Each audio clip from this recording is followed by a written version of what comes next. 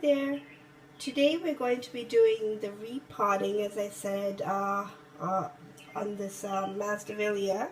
It is the Masdavallia Redwing, and it's in a tiny, very tiny pot, maybe about 2 inches, and I have a pot one size up, well, maybe a, yeah, it's a 3-inch pot, so I'm going up a size just because it seems like it could use a repot.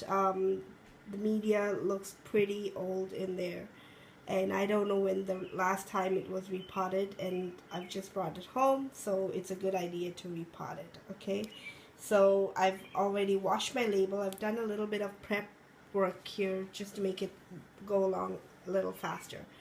Okay, so I'm using 2 things for my mix. I've got my sphagnum moss, and right now it's just in water. I'm going to have to squeeze out as much water and just have it damp. And here is a fine bark mix. Now both the sphagnum moss and the bark mix are what I've purchased from Redwing-June, and the bark mix is nice. It's easy to use because it's already been mixed for you. So this is the fine bark mix, and the sphagnum moss is New Zealand. And actually here on their label it says that it has some known antiseptic properties to protect your plants. I'm not sure about that, but if it is, then why not, right? So it also says do not overpack, as there should still be air holes or air spaces in the media, so that the roots will not suffocate. So I'll keep that in mind, and that's why I've added in some of the bark mix just to have a little bit of aeration in within the mix. Okay, so let's get started. Okay, so first things first, I'm going to give it a squeeze as we always do. Since it's in a plastic pot, we can do that. Just a squeeze all the way around, and then I should be able to gently pull it out. Nice. So yeah, it's just wrapped itself completely around. I don't know how much of this I can even take out because it's holding on to the mix quite well. So I'm going to try and remove as much of the mix as possible, and I'll come back to you. Okay, so I've washed it and taken out as much as I can, and surprise, surprise, I didn't intend to do this, but I got a division out of it. It kind of just came apart in my hands into these 2 bunches, like so, and then I further pulled out this from there. Now this, I don't know whether it has a root on it, so I don't know. We'll see. I'll put it all together and see. So yeah, so maybe I can do a giveaway on this, and I'll pot it up, and I'll see, you know. I'm gonna go ahead and pot this up, and I did promise my mom a division if I did get one from this. So there it is, because she has another Masdavallia that she got at the same time. So, well, this is the thing, you know, we buy 1 each and then we get to swap, and it works out for us. So here, so this is probably for mom, and I will keep the bigger one just because it looks nicer too. And now I am still going to use the 3-inch pot, like I said, for my for the main plant, and maybe I can use the same pot it was in for mom's here for the division. There you go. So okay, we'll do that, and let's get started with the mix. Okay, so basically what I'm going to do is take the sphagnum moss, squeeze out as much as the water as I can. There it is, and this is the long fibered sphagnum moss, so maybe I will cut it down just slightly. And the reason I'm using sphagnum moss in my mix is because Masdavallias like to be damp all the time. They never like to dry out. And you know, in the house environment, or home environment, it's very difficult to maintain that humidity, especially now with the weather being warmer outside. So if I have the sphagnum moss in there, it might hold the moisture a little longer. And I'm not sure about Masdavallias, but with my Dracula, it doesn't mind being wet. It doesn't mind being wet at all. It actually likes it, I think. It's doing a lot of leaf growth, like I've showed you in my video on the Dracula. So, okay, so let me just cut up this sphagnum moss slightly. I just give it a few snips here and there. And then I'm just going to mix in the bark mix with that. Alright, so I'll just be back. Okay, so here it is all cut up, and then I'm just going to mix it in, basically.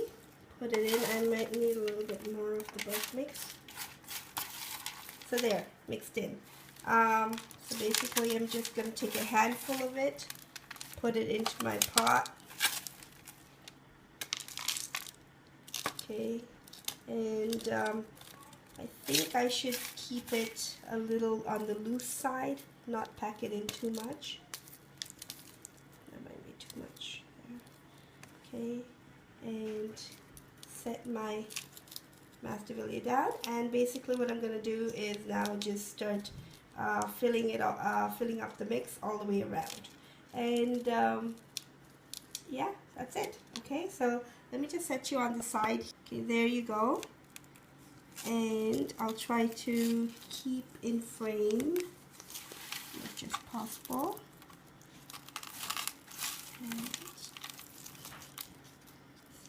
And the way I'm doing this is using my fingers, just because it's safer, I think, like less damage than... Already it's just steady in the pot, which is nice. And and another thing is I'm planting it in the center of the pot, because it grows in all directions. So it doesn't have to be on one side, like the oncidium. It can just be in the center. And I will have to keep it a little stable. It's a little shaky at the moment, so I'll probably put a few stakes in just to hold it down. And it's already looking nice and pretty. Actually, maybe I don't need to stake or anything. Yeah, there you go. Okay. And I'll do that with the little one as well. So, and Mom, if you're watching, you'll know what you're getting in your little Masdavallia. Yeah, same thing. Put it in there.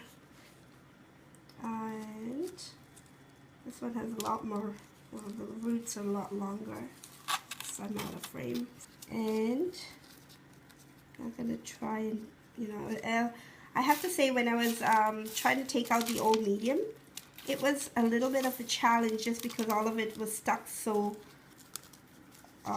you know, towards the inside of the root mass. So I had to dip it in water several times and loosen up the roots. It's good to have your roots wet, because they're a lot more flexible that way. And I think it's okay. There we go. I think it's okay.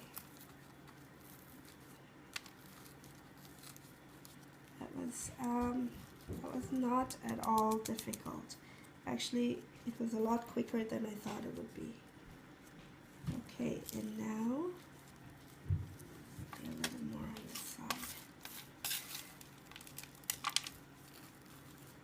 And a great tip that I just heard Brad on one of his videos, I'm not sure if it was a recent video, but is that he put a bit of the bark mix, if he was using it within the sphagnum moss, on the top, so that it'll remind him that there is some bark mix inside.